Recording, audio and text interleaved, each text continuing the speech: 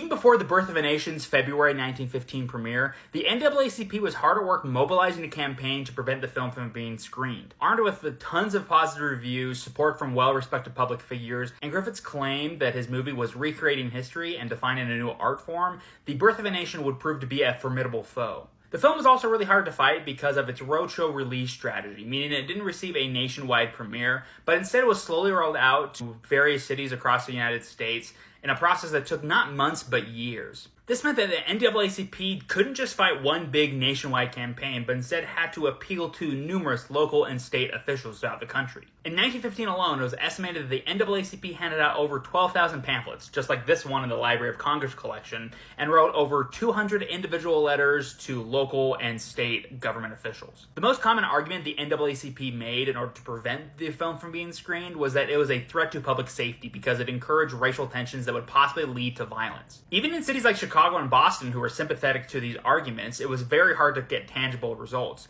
For example, in Chicago, 2 weeks after the mayor, William H. Thompson, banned the film, a court injunction ruled that the city could not interfere and The Birth of a Nation was screened without any objections. Even in most northern cities, the film was screened with only minor cuts that did little to change the underlying racist ideology of the film, with the most substantial cut being made in Boston, where they actually got rid of the entirety of the attempted rape scene. Political pressure did prove to be successful in both Ohio and Kansas, two states that banned the film completely. Since both states had a growing African-American population, the state's two governors saw it as a political savvy move to oppose The Birth of a Nation and curry favor with black voters. These states were also unique because they had their own state-sponsored film censorship board. So once the governor applied pressure on these small governing bodies, the film was banned without having to go through any complicated political processes.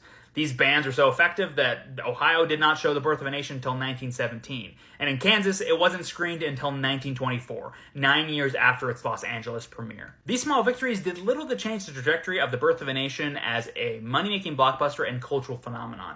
Members inside the NAACP even questioned whether or not their own political activism actually had the opposite intended effect, giving the film even more free publicity from the controversy. To effectively fight the film, they found that they needed to fight fire with fire, and could only repudiate The Birth of a Nation from creating their own cinematic stories portraying African Americans in a positive light. The best such film to do that was none other than Oscar Micheaux, the black pioneering filmmaker's 1920 Within Our Gates, which I'll be covering next time on this deep dive series of The Birth of a Nation, so make sure you follow me so that you don't miss out.